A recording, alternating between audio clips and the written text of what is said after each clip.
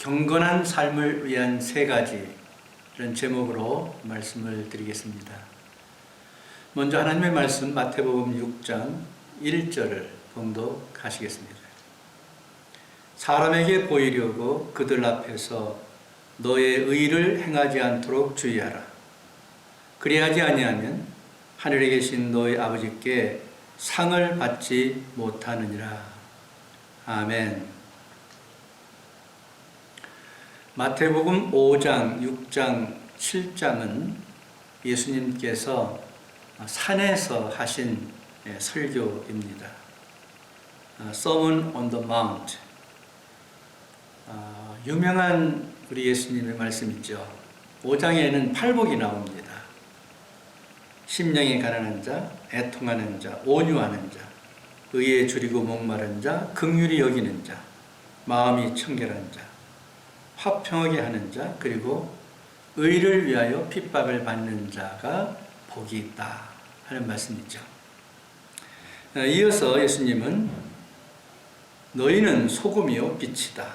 노하지 말라, 간음하지 말라, 맹세하지 말라, 악한 자를 대적하지 말라, 원수를 사랑하라, 이런 말씀을 가르치십니다. 7장에서는 비판하지 말라, 구하라, 찾으라, 문을 두드리라, 좁은 문으로 들어가라, 열매로 그들을 알리라. 6장은 좀 빼놨는데요. 오늘 6장 설교하기 때문에 제가 빼놨습니다.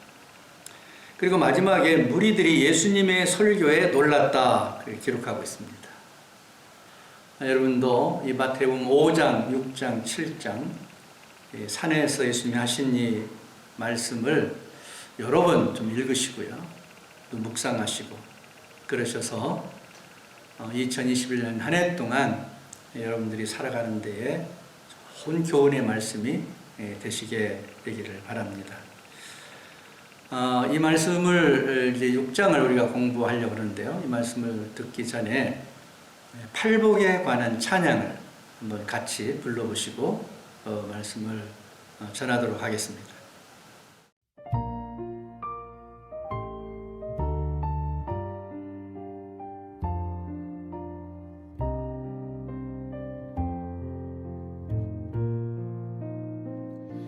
심령이 가난한 자는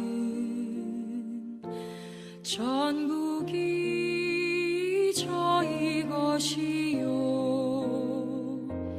애통하는 자는 복이 있네 위로를 받을 것이요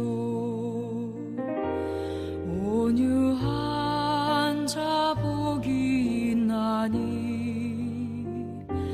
땅을 기업으로 받겠네 의에 줄이고 목마른 자는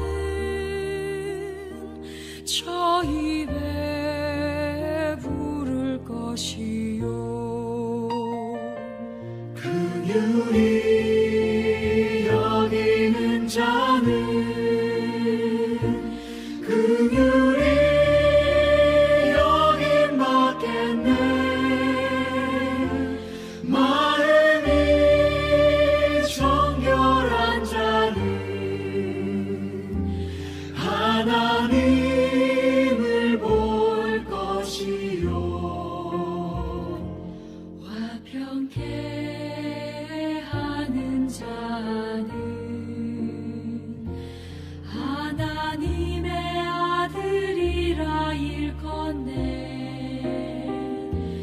의를 위하여 핍박받는 자 전국이 저희 것이라 온유한 자 복이 있나니 땅을 기업으로 받겠네 의에 줄이고 목마른 자는 저 입에 부를 것이요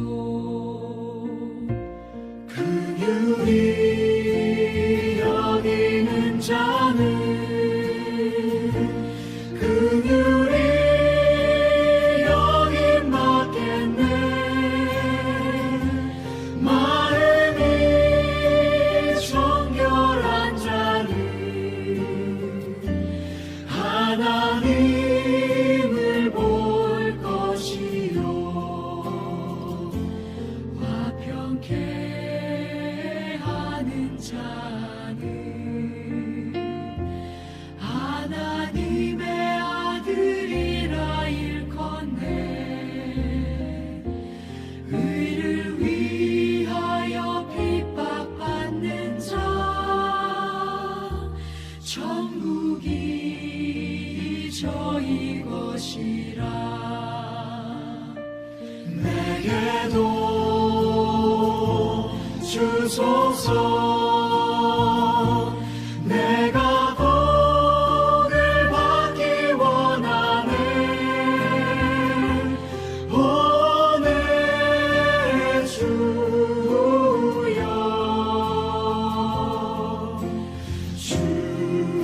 주소서.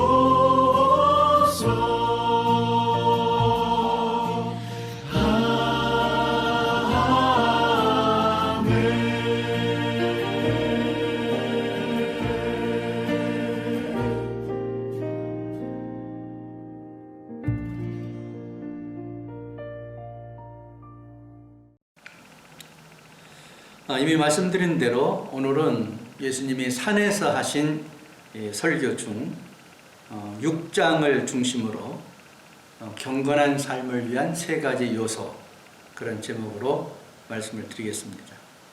먼저 6장 1절을 함께 읽습니다.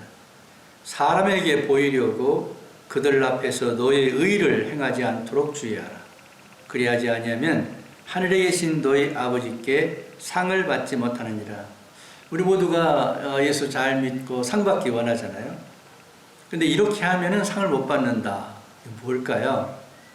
오늘 말씀을 보니까 사람들에게 보이려고 하면, 사람들에게 무언가를 보이려고 하면 상이 없다, 이런 말입니다. 그래서 이런 일들을 할 때에 사람들에게 보이게 하려고 하는 것을 조심해라. 이것이 오늘 그 말씀인데요. 그럼 무엇을 할 때 이렇게 조심해야 될까요?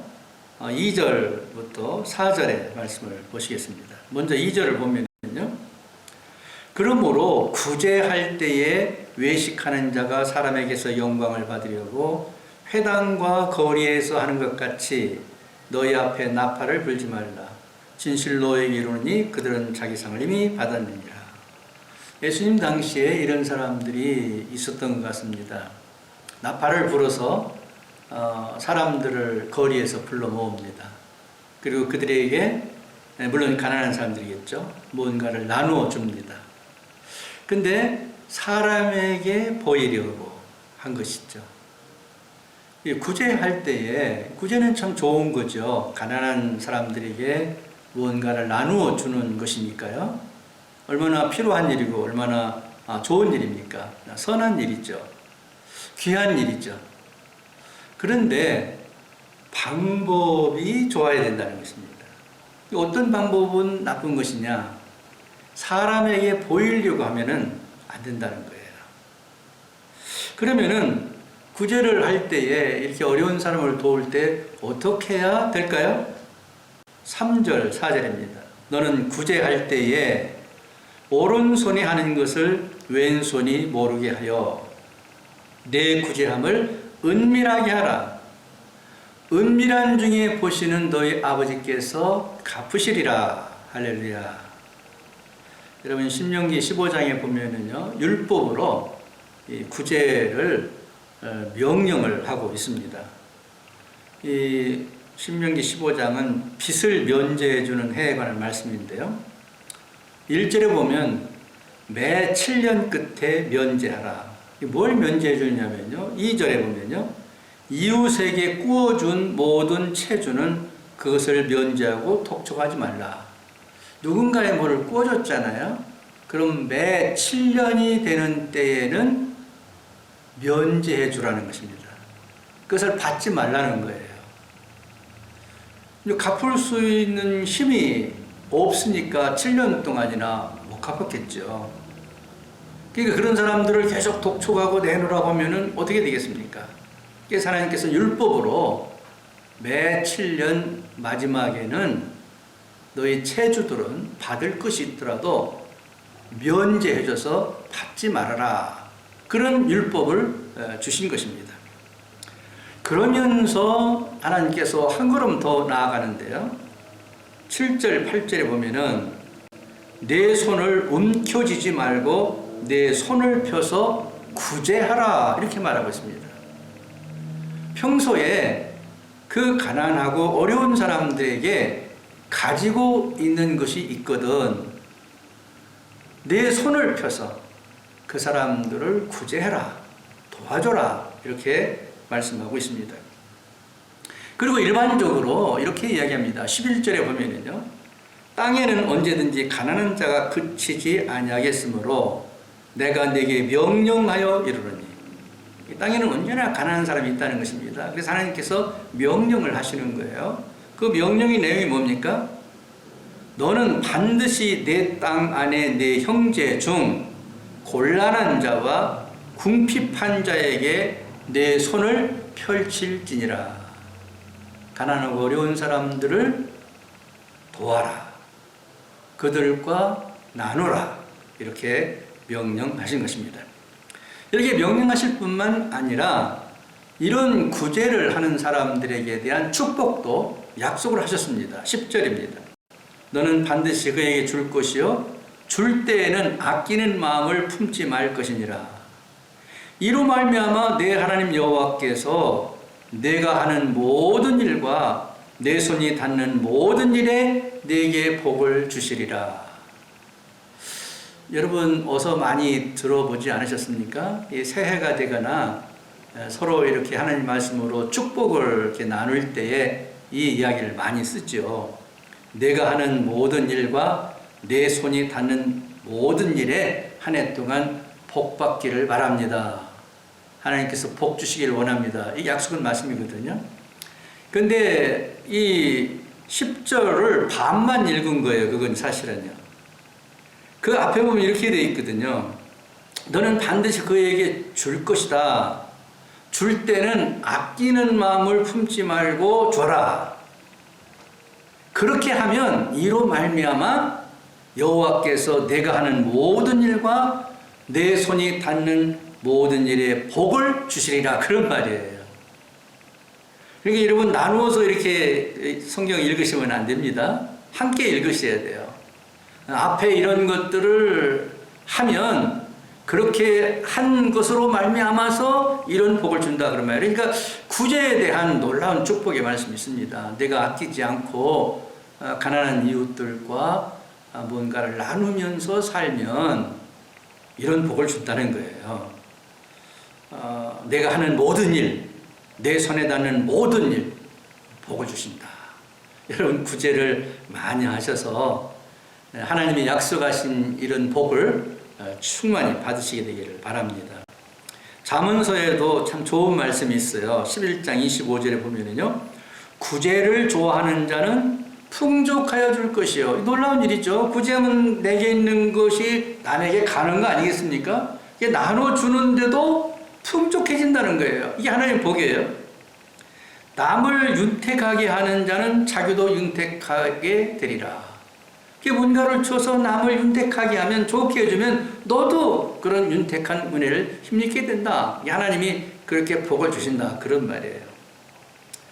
신약에서도 이 구제는 많이 장려되고 있습니다. 또 실천되고 있습니다. 특별히 초대교회는 그 당시 상황이 가난한 사람들이 많이 있었던 것 같아요. 그래서 교회가 그 가난한 사람들 또 가난한 교회들 이렇게 돕는 일들을 많이 하고 있는 것을 볼 수 있습니다. 사도행전에 나타난 걸 보면은 이런 기록들이 있어요. 9장 36절에 욥바에 다비다라 하는 여제자가 있으니 그 이름을 번역하면 도르가라. 선행과 구제하는 일이 심히 많더니 이 다비다라는 여자는 사업가였던 것으로 보여집니다. 근데 이 사람이 선행과 구제가 심히 많았다 이렇게 말하고 있어요. 심히 많았다. 자, 이런 분들을 이렇게 기록하고 있어요. 사도행전 10장 31절에 보면 말하되 고넬료야 하나님이 내 기도를 들으시고 내 구제를 기억하셨으니 이 고넬료는 이방 사람이었습니다. 그런데도 그 기도하는 사람이었고요. 또 구제를 잘하는 사람이었다고 기록하고 있는데, 특별히 하나님께서 그가 하는 구제를 기억하셨다, 이렇게 이야기하고 있습니다. 이 구제하는 일은 하나님의 명령일 뿐만 아니라 경건한 성도들이 실천해야 될 훌륭한 덕목 가운데 하나인 것을 알 수 있습니다. 여러분, 2021년도 이런 나눔, 구제 열매가 여러분 삶에 있게 되기를 바랍니다. 그래서 여러분들도 하나님이 주시는 풍족함, 윤택함을 함께 받는 축복도 있게 되기를 바랍니다. 그런데 여러분, 구제를 많이 하시는데 조심해야 될 게 하나 있습니다. 뭐라고 그랬어요? 구제의 방법입니다. 이렇게 뭔가 어떤 사람과 나눌 때에, 구제할 때에 자기 의의를 내세우기 위해서 하거나 자랑하거나 또는 선한 일을 하기 위한 수단의 하나로 이런 일을 하거나 이래서는 안 된다는 거예요. 이런 거 왜 안 되죠? 사람들에게 보여주기 위해서 하는 일이 되기 때문에 그렇습니다. 이 구제는 하나님이 명령한 것이고 하나님이 기뻐하시는 것이기 때문에 하나님 앞에서 우리가 하는 것이지 사람에게 보이려고 하는 것이 아니라는 거예요. 그래서 이 구제하는 일은 참 선하고 좋은 일이고 잘하고 많이 하기를 바라지만 그 방법에 있어서는 은밀하게 하라는 것입니다. 어떻게? 오른손이 하는 걸 왼손이 모르게. 여러분, 오른손이 하는 걸 왼손이 어떻게 모릅니까? 뭐 다 따라가는데요. 알죠? 근데 그 무슨 말일까요? 은밀하게 하라는 것입니다. 은밀하게 하라는 것입니다. 조용하게 하라는 말이죠. 그런 사람에게 상을 주신다. 금년 한 해 동안 은밀한 이 구제를 통해서 하나님의 말씀에 순종도 하시고 또 하나님께 주시는 복도 받으시고 다른 사람을 윤택하게 함으로 나도 윤택한 축복을 받는 은혜가 넘치는 한 해가 되시기를 바랍니다. 두 번째로는요, 경건한 삶을 위해서 이 6장에서 은밀한 기도에 대한 이야기를 하고 있습니다. 5절을 한번 읽어봅니다. 6장 5절입니다. 또 너희는 기도할 때에 외식하는 자와 같이 하지 말라. 그들은 사람에게 보이려고 회당과 큰 거리 어귀에 서서 기도하기를 좋아하느니라. 내가 진실로 너희에게 이르노니 그들은 자기 상을 이미 받았느니라. 같은 논조로 이야기를 하고 있는데요. 경건한 삶을 사는 성도들에게 기도는 참 중요한 거죠. 기도 없이 우리가 경건한 삶을 살 수가 없기 때문입니다. 그런데 여기서도 문제가 되는 것은 뭐냐면 사람에게 보이려고 하는 기도라는 거예요. 사실 예수님 당시에 바리새인들이 그랬습니다. 그들이 일부러 그 길 어귀에 나와가지고 그 길 모퉁이 있죠. 사람들이 많이 왕래하는 곳에 와가지고 손을 들고 하나님께 기도했어요. 예, 하나님께 기도는 하는데 누구 들으라고 했어요? 그 동네에 모인 거리에 모여있는 사람들 들으라고 기도하는 거예요. 그렇게 기도하는 것을 주님께서 생각하시면서 말씀하신 것입니다. 그렇게 회당이나 큰 거리에서 그렇게 외식하는 자와 같이 그렇게 하지 말아라. 이 외식이라는 말은 무슨 말입니까? 한문으로 바깥 외 꾸밀식이에요. 그러니까 겉만 보기 좋게 꾸며서 드러내는 거예요. 겉으로만 보기 좋게 꾸며가지고 사람들에게 보이는 거죠. 드러내는 거죠. 내가 이런 사람이야. 이렇게 이야기하는 거예요. 이런 걸 우리는 거칠이라고도 말합니다. 근데 예수님은 이런 사람들을 향해서 위선자라고 아주 꾸짖으셨어요. 또 회칠한 무덤 같다 그러셨어요. 속과 겉이 다르다는 거예요. 회칠한 무덤이 뭡니까? 무덤 속은 더럽죠. 시체가 있으니까요. 근데 그 겉은 어떻게 했어요? 페인트를 했어요. 깨끗한 거예요. 속은 더러운데 겉은 깨끗한 그 위선자죠. 그렇게 하나님이 무섭게 질책을 하셨습니다. 그렇게 기도하는 건 안 된다는 거예요. 그건 상을 받지 못한다는 것입니다. 왜 하나님께 기도하는데 사람들을 보이게 하려고 합니까? 그건 안 된다는 것입니다. 그러면은 성도들이, 경건한 삶을 사는 성도들이 진짜 기도는 어떻게 해야 되는 걸까요? 6절입니다. 너는 기도할 때에 내 골방에 들어가 문을 닫고 은밀한 중에 계신 내 아버지께 기도하라. 은밀한 중에 보시는 내 아버지께서 갚으시리라. 은밀한 기도를 위해서 조용한 장소가 필요하죠. 그래서 골방을 찾았고요. 다른 사람들에게 들으라고 하는 기도가 아니에요. 보라고 하는 기도가 아니니까 어떻게 해요? 문을 닫은 거죠. 그리고 문을 닫은 골방에서 기도하는데 예수님이 그 은밀한 중에 계셨다는 거예요. 그 은밀한 중에 기도하는 기도자를 은밀한 중에 계신 주님이 보고 계셨다는 거예요. 자, 은밀한 골방 기도. 이 경건한 사람들이 추구해야 될 중요한 덕목입니다. 사람들에게 보이려고 하는 것, 사람들이 들으라고 하는 것과는 완전 반대죠. 은밀한 중에 계시는 주님께서 은밀하게 기도하는 그 기도를 들으시고, 은밀한 중에 보시는 주님께서 은밀한 중에 기도하는 그를 보시고 응답하신다. 여러분, 여기 거칠에 필요 없죠. 꾸밀 것도 필요 없죠. 속에 있는, 감추어져 있는 죄도 은밀한 기도를 통해서 기도하는 거죠. 내 허물도 드러내서 기도하는 거죠. 여러분, 숨길 수 없습니다. 주님은 다 아시니까요. 그래서 은밀하게 골방에 들어가서 하는 기도가 진짜 하나님께 드리는 기도라는 거예요. 비로소 자신의 내면에 숨어있던 것들도 기도할 수 있게 되는 거죠. 그런데 놀라운 것은 그렇게 은밀한 기도를 드릴 때 은밀한 중에 계신 주님이, 은밀한 중에서도 보고 계시는 그 주님이 그 기도를 듣고 응답하신다는 것입니다. 여러분, 코로나 팬데믹은요, 골방 기도를 할 수 있는 절호의 기회가 아닌가 생각합니다. 조용한 장소를 찾아서 기도원을 가거나 야외로 들로 산으로 갈 필요가 없지 않습니까? 어느 방에 들어가서든지 문을 닫으면 골방이 되는 거죠. TV 꺼놨죠. 전화도 꺼놨죠. 조용한 장소가 되는 거죠. 거기 주님이 계셔요. 주님이 보고 계셔요. 거기서 기도하는 거죠. 2021년 한 해 동안 이런 골방에서 드리는 은밀한 기도가 여러분을 경건한 삶으로 인도할 수 있게 되기를 바랍니다.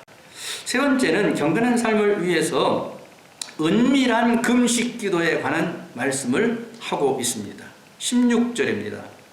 금식할 때 너희는 외식하는 자들과 같이 슬픈 기색을 보이지 말라. 그들은 금식하는 것을 사람에게 보이려고 얼굴을 흉하게 하느니라. 내가 진실로 너희에게 이르노니 그들은 자기 상을 이미 받았느니라. 경건한 삶을 사는 성도들에게 금식도 매우 중요한 건데요. 이것도 역시 같은 원리입니다. 슬픈 기색을 내가지고 내가 금식하고 있다, 이렇게 보이려고 하지 말라는 것입니다. 금식은 왜 합니까? 누구 앞에서 합니까? 하나님 앞에서 하는 것입니다.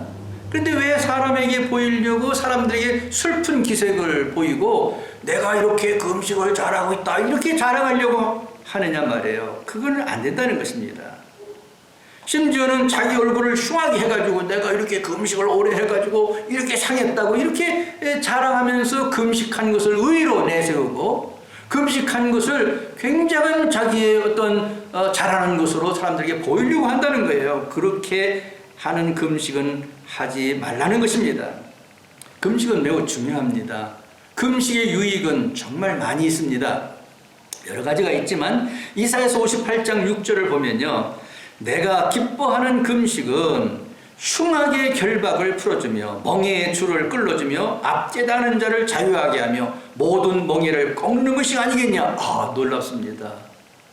하나님께서 기뻐하시는 금식을 하면은요, 이 금식의 은혜로 말미암아서 흉악의 결박이 풀어지고요, 멍에의 줄이 끌어지고요, 압제당하는 게 자유를 주는 이런 놀라운 기적과 능력 역사가 나타난다는 거예요. 그런데 이렇게 귀한 이 금식 기도를 하나님 앞에서 해야 되지, 사람들 보게 하려고, 보이려고 하는 그런 금식기도는 안 된다는 것입니다. 자, 그러면 금식기도를 어떤 방법으로 해야 되는 것입니까? 17절, 18절입니다. 너는 금식할 때에 머리에 기름을 바르고 얼굴을 씻으라. 그 무슨 말입니까? 금식 안 하는 것처럼 잘 음식을 먹고 있을 때처럼 그렇게 하라는 것입니다. 18절 이는 금식하는 자로 사람에게 보이지 않고 오직 은밀한 중에 계신데 아버지께 보이려 하려 함이라. 은밀한 중에 보시는데 아버지께서 갚으시리라. 왜 그렇게 머리에 기름도 바르고 얼굴도 씻고 합니까? 환한 얼굴로, 기쁜 얼굴로 사람에게 보이려는 것이 아니라 은밀한 중에 계신 아버지께서 보이도록 하려 함이라는 것입니다. 금식은 은밀한 중에 계신, 은밀한 중에 보시는 하나님 앞에서 하는 것입니다. 이 금식 이야기가 나오면은 제가 기억되는 훌륭한 분이 한 분 계십니다. 저와 아주 가깝게 저희 가족과 지내던 그런 분인데요. 이분은요, 사실 몰랐다가 어느 날 알았는데요. 40일 금식 기도를 5번이나 하신 분입니다.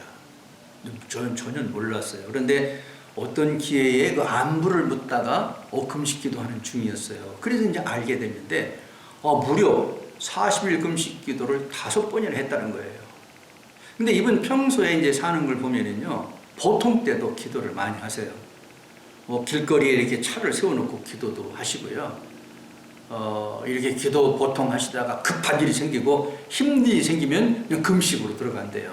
이 40일 금식 기도만 하는 것이 아니라 열흘도 하고 15일도 하고 이렇게 금식 기도를 많이 하시는 그런 분인데요.